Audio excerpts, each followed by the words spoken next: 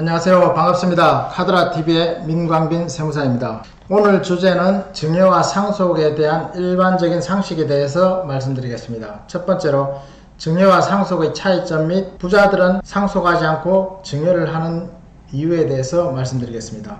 증여는 부모님 살아생전에 부동산들을 무상 이전 받는 것이고, 상속은 부모님이 돌아가시면 받게 되는 것을 말합니다.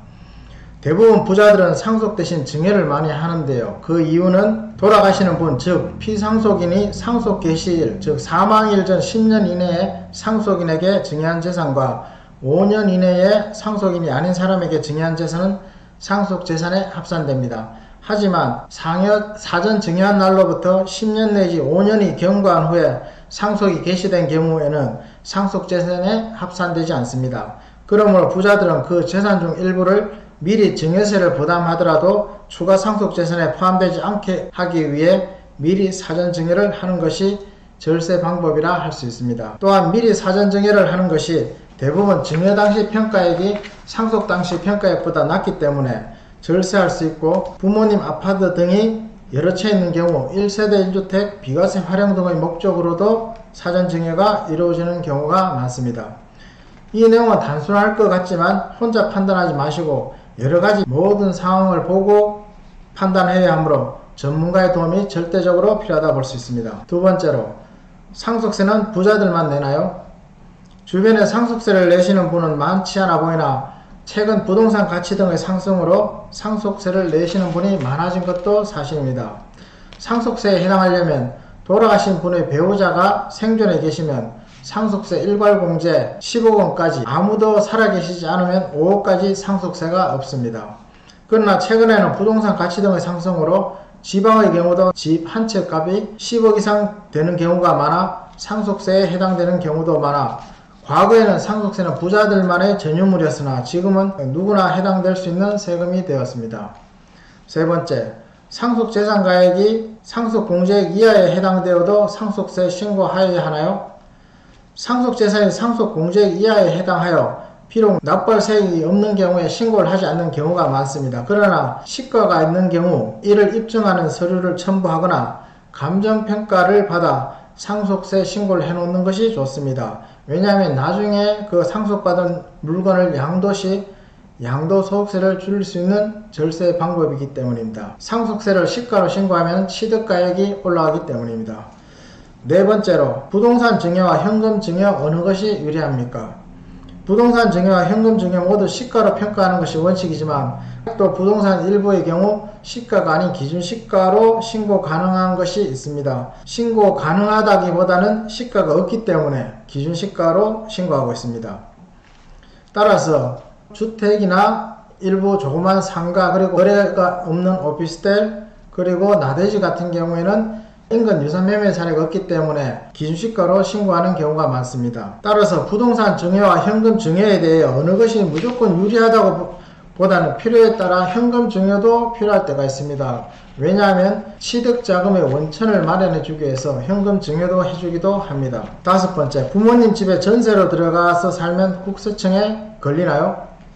부모님 집에 전세로 들어갈 때 문제가 되는 것은 그 전세 자금이 어디에서 만들어졌는지, 아니면 실제 돈이 오고 갔는지 등 실제 내용을 보고 증여 문제가 있다면 증여세를 과세하겠지요. 물론 모든 것을 조사하지는 않겠지만 전세금이 크고 취득자금 등 조사하는 과정에서도 반드시 살펴본다고 보시면 됩니다. 취득자금 등 조사하는 과정에서 그 전세자금이 취득자금으로 사용되었다고 하면 어디서 발생했는지 원천도 들여다보고 있습니다. 여섯 번째, 부모가 자식 대신 전세금을 내주면 증여로 걸리나요? 전세금 5천 내지 1억 원을 대신 내주었다고 당장은 걸리지 않겠지만 다른 취득자금 조사나 고액의 전세금이라면 언젠가는 국세청에서 들여다본다고 보시면 됩니다. 모든 자금에 대해서 다 들여다볼 수는 없지만 다른 부동산을 취득할 때 그 원천으로 쓰였다면 그 자금도 들여다본다고 보시면 됩니다. 여기서 한 가지 주의할 부분은, 예를 들어 자녀가 부모가 내준 전세금과 은행 대출금으로 주택 구입 시 주택 구입에 따른 자금 원천 되지만 좀 더 깊숙이 들어가서 그 전세금을 어디서 나왔는지 들여다보고 그 전세금이 부모님으로도 받았다면 그 금액도 증여세로 추징하기도 합니다. 7번째, 직장인이 부모님한테 용돈 받아 생활하면 증여로 걸리나요? 사회통념 인정되는 범위 내에서 생활비나 교육비를 자녀에게 보내준다면 대부분 증여세를 과세하지 않습니다. 다만 여기에 조건이 있는데요. 지급한 사람이 지급받은 사람에 대해 부양 의무가 있어야 합니다. 따라서 정기적인 수입이 없는 자식이 타지나 해외에서 공부하고 있을 때 부모가 보내준 돈이 생활비로 인정되어 비과세 받을 수 있습니다. 상기 내용과 같이 직장인이 부모님한테 생활비조로 받는 것은 증여세에 해당된다고 보시면 됩니다. 또한 부양 의무가 있는 자녀라 하더라도 만약에 생활비로 보내준 돈을 다른 용도, 즉 주식 투자나 부동산 매입 등에 사용할 경우 생활비로 인정되지 않아 해당 금액은 증여세가 부과될 수 있습니다. 교육비도 마찬가지로 해석하시면 됩니다.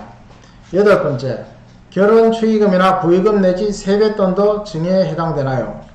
세법에서는 무상으로 받은 재산이나 이익은 모두 증여세 부과 대상이지만 축하금, 기념품, 부의금 등은 그 대상에서 제외하고 있습니다. 여기서 중요한 것은 사회통념상 적정 금액의 축하금, 부의금 내지 세뱃돈은 증여세 부과 대상이 아니라고 보시면 되는데 그 통상의 금액은 정해져 있지는 않습니다. 결혼 축의금의 경우 불특정 다수로부터 무상으로 받은 이익이므로 통상의 경우 증여세에 해당되지 않으나 혼주인 부모님에게 기속되는 축의금을 자녀에게 주는 것은 자녀에게 증여한 것으로 볼 수 있습니다. 축의금에 대한 증여세는 대부분 주택을 구입할 때 자금 추처를 소명하는 과정에서 부과되는 경우가 많습니다. 세뱃돈의 경우도 소액인 경우에는 증여세 신고를 할 필요는 없겠지만 몇백만 원씩 매년 준다면 그것은 증여로 볼 가능성이 높습니다.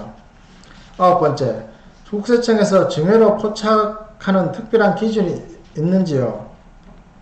이 내용을 설명하기는 너무나 많은 내용을 담고 있기에 가장 중요한 한 가지를 말씀드리면 국세청에서는 AI 수준의 방대한 전산 자료를 가지고 있습니다. 그리고 실력과 경륜이 많은 조사 공무원들이 있기에 단순히 내가 한 가지를 숨겼다고 아무도 모르겠지 생각했다가는 큰 낭패를 볼 수 있습니다. 따라서 세무 전문가를 통한 세밀한 상담이 절대적으로 필요하고 증여세 조사나 자금 출처 등의 조사 기법도 시대에 따라 계속적으로 변화하고 발전하고 있다고 보십니다. 예를 들어 최근에 주식 투자한 부분에 대해서도 2030 세대들이 고액의 주식 투자를 하는 경우에 그 취득 자금도 들여다보고 있습니다. 이 또한 시대가 변함에 따라 조사 기법이나 조사 방향도 바뀐 것으로 볼 수 있습니다. 10번째, 조부모가 손자에게 바로 증여가 유리한가요? 조부모가 손자에게 증여 시 미성년자인 경우 2천만원 공제, 성년인 경우 5천만원까지 증여세 면제를 받을 수 있고 만약 증여세가 나온다면 예를 들어 보통 조부모가 부모한테 증여세 1,000만원이 나온다면 조부모가 손자에게 줄 때는 세대 생략 가산세에서 30%가 더 부과 1,300만원이 부과되고 있습니다. 이유는 조부가 부한테 재산이 넘어옴으로써 과세되는 증여세나 상속세를 면하고 바로 손자에게 이전됨에 따른 가산세라고 보면 됩니다. 조부모가 재산이 많은 경우에는 자녀들에게 증여하고 손자에게도 미리 증여해 놓으면 각각 증여재산 공제에 따른 혜택과 과세 표준이 분산됨으로써 세율 차이에 따른 절세 효과를 누릴 수 있기 때문에 조부모가 재산이 많은 경우에는 손자에게도 증여하는 것이 유리하다고 볼 수 있습니다.